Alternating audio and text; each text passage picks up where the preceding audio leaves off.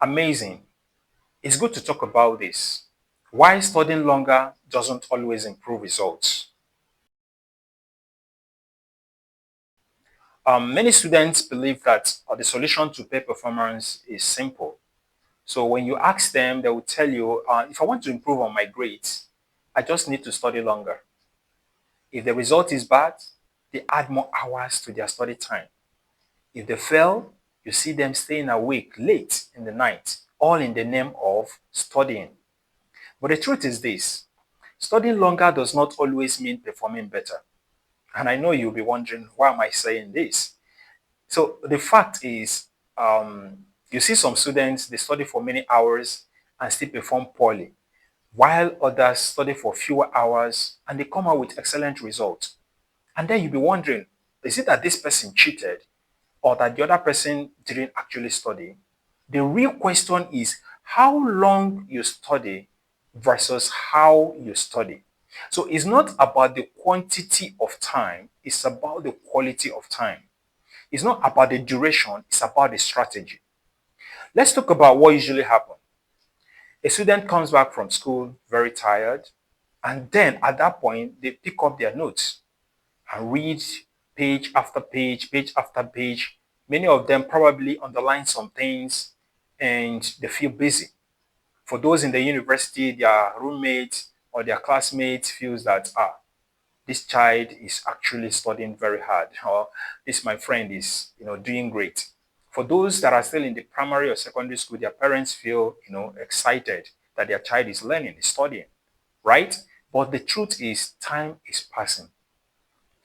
So if learning is not taking place, what I mean by learning taking place is, do you have strategy? Do you have goals? Do you know what you want to achieve by flipping those pages? If there is no set goals or target, you are simply wasting time. Nothing is happening. In fact, you are frustrating yourself. The brain does not improve just because time is passing.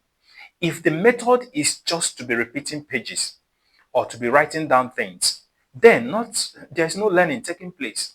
And if learning is not taking place, it's going to reflect in the exams, right? Because as time is passing, you know, nothing is happening. If the method is weak, more time only repeats the same mistake. If you read the same note 5 times without testing your understanding, your brain is just recognizing words, not building knowledge. And these are the things you need to understand.